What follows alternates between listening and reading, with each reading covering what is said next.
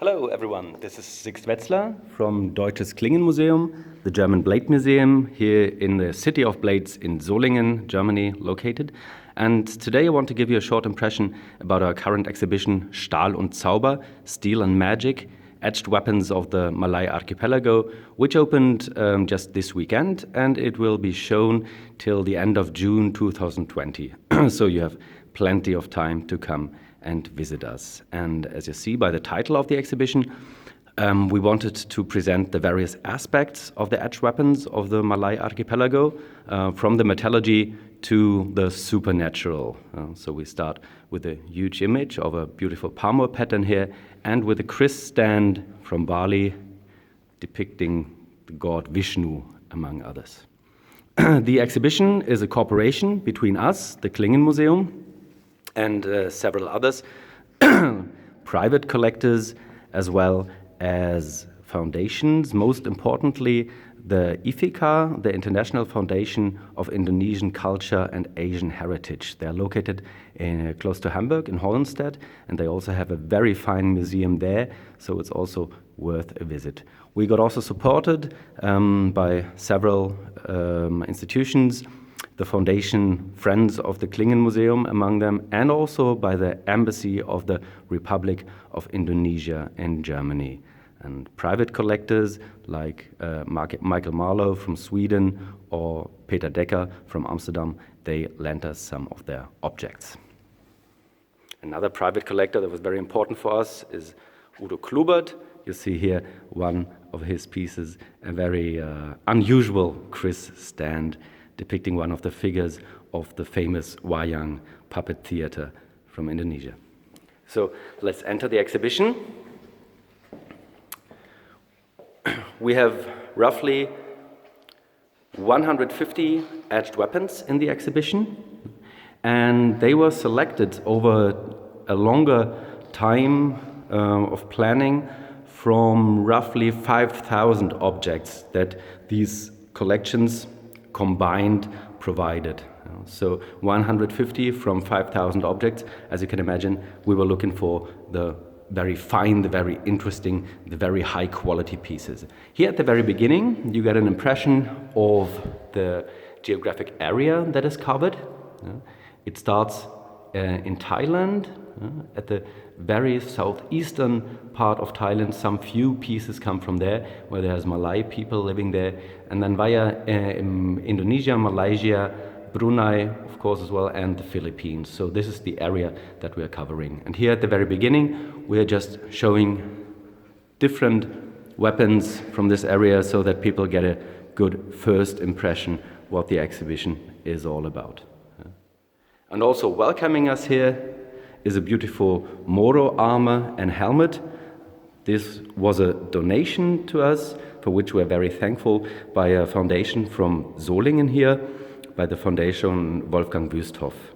He gave it to us as a present, especially for this exhibition, so it's a great start here. The exhibition proper is divided into 6 parts, 6 themes that also reflect the title, Steel and Magic. It starts with metallurgy, then there's a special part about the kris, then we have Splendor, about the beauty of the weapons. We have a chapter about religion and magic. We have one about combat and the martial arts, and a last chapter about headhunting. Because what we wanted to show was the weapons in all their different aspects of meaning. On the one hand, as representational objects, being very beautiful, but also as implements of war and bloodshed. So as I said, we are starting here with metallurgy. This is a photo documentation of the making of a kris, of the traditional way of smithing. And then we choose several objects here that have a very intricate pattern welding pattern, beautiful palm oil patterns, as you can see.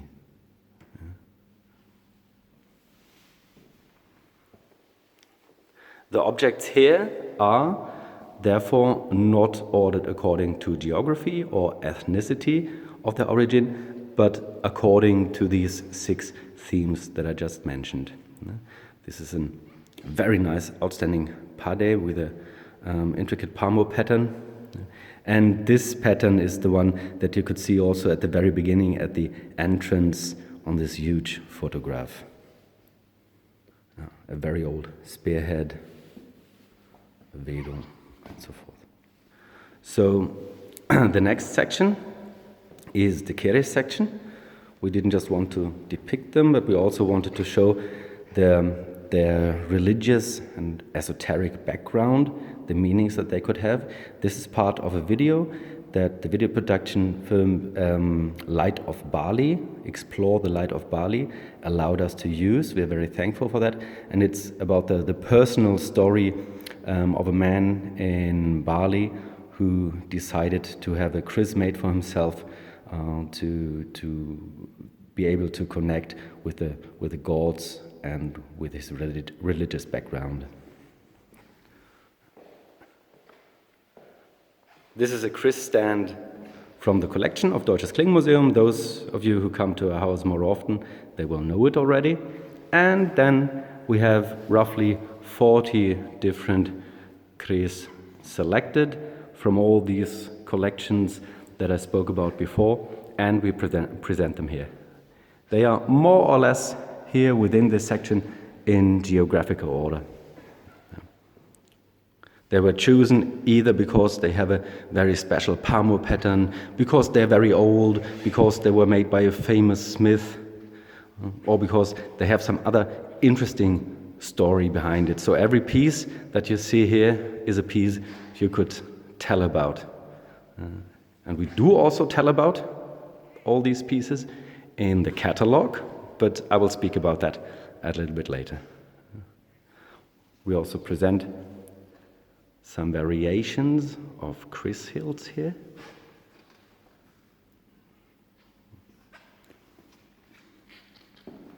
So that we can give to Westerners who are mostly not familiar with the kris culture of the Malay Archipelago, we can present the full bandwidth, so to say, of the forms and shapes of the keres. So the next section is called Splendor, and we present pieces here of different parts of the Malay Archipelago that also have, or mostly have, a representational aspect that are very intricately done or adorned with very expensive material.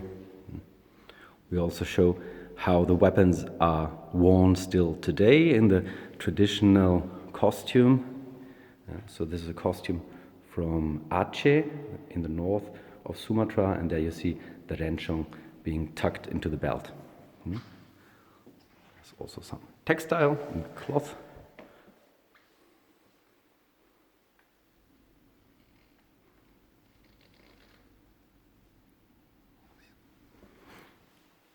We also have some spears, of course. These are again from various parts of the covered geographic area. One that the kids like the best who come here is the second from below. That's a sumpitan, meaning it's a combination of a spear and a blowpipe. The shaft is hollow, and you can shoot blow darts with it. We are still in the section Splendor, and as you can see, these are very fine pieces of silver work and of palmo that are presented here. Another traditional costume, and some more pieces of the Splendor. Then we come to the section about martial arts and combat.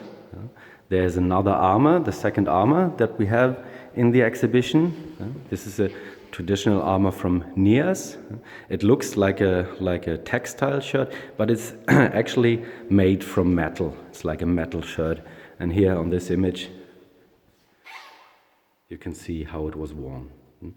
The images we present here are partly, at least, from our colleagues in Wuppertal. Wuppertal is the city right next to Solingen.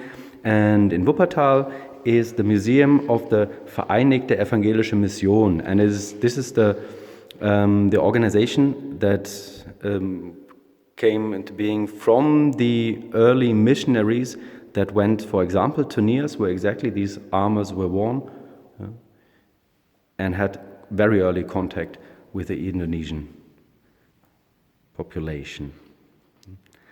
The famous Kampilan, of course, the second in the exhibition.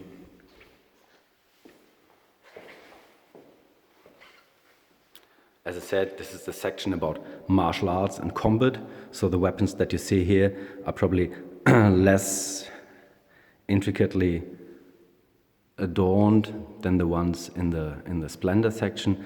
They are more meant for business, so to say.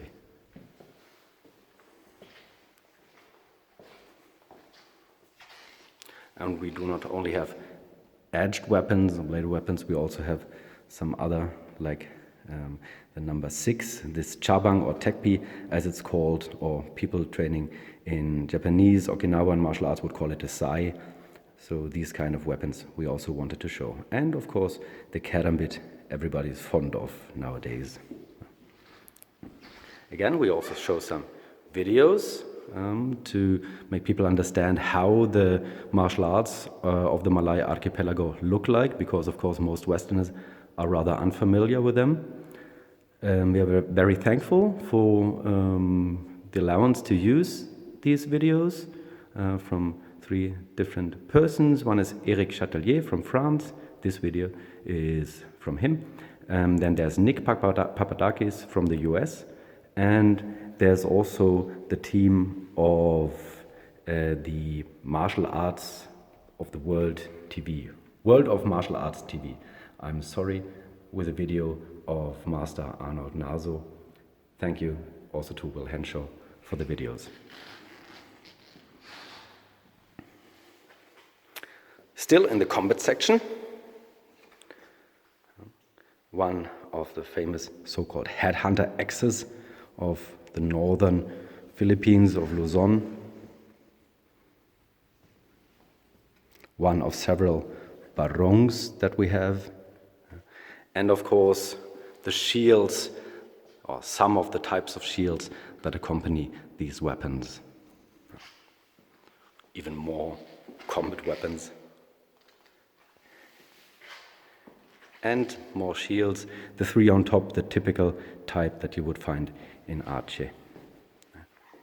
From here into this section is about religion and magic, the supernatural character of these weapons from various religious backgrounds. For example, these barongs from a Muslim background, inscribed with, maybe you can see it on the video, with the Dulfikar, the sword of the Islamic hero Ali. 3 magic staffs, and also a photo so you would know what the people looked like who used them. They are from Sumatra, from the Batak.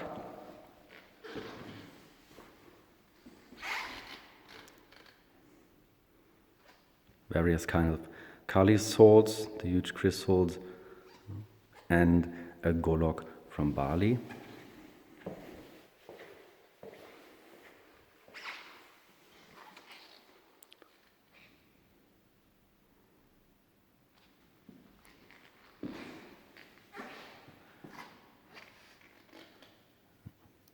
The 2 dohong on the left down there, and a beautiful balato from Nias that has this typical basket, this rago balato, which is in this case, maybe you can see it, with an integrated Chinese perfume flacon. I like that a lot.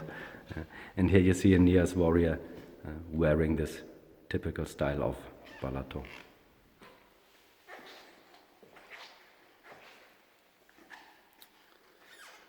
These are more Islamic weapons, famous Belada Belabang type, and most of them show Islamic inscriptions, and they also show the Jadwal numerological signs that are supposed then to protect you or give you victory in battle. And the last section now This is about the headhunting. We also wanted to depict that.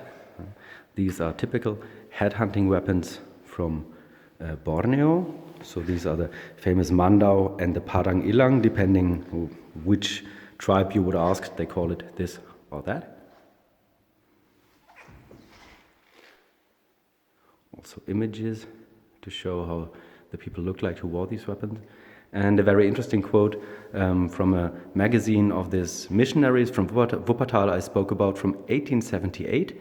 And this is a text for kids where they speak about the headhunters of Borneo. And there they also say that probably kids who have already seen the Mandau in our museum here in Wuppertal. So even almost 150 years ago, pieces like the one you see here were exhibited in this very part of Germany. Some more weapons of that family. A gayang with a brass hilt and a Mandau with a very unusual but very beautiful, I hope you can see it, twist core pattern. So this roughly, in a very, very short walkthrough, is our exhibition, and if you want to know more about it, you can either come here, this is what we hope for, and have a look at it, but there's also 2 publications for that. The one on the left, Stahl und Zauber, is a German brochure that has like 70 pages, roughly. It explains the parts of the exhibition, and it also gives at the very end a complete list of all the pieces, all the pieces in the exhibition. So all the weapons that are on display here are given here in a short information block.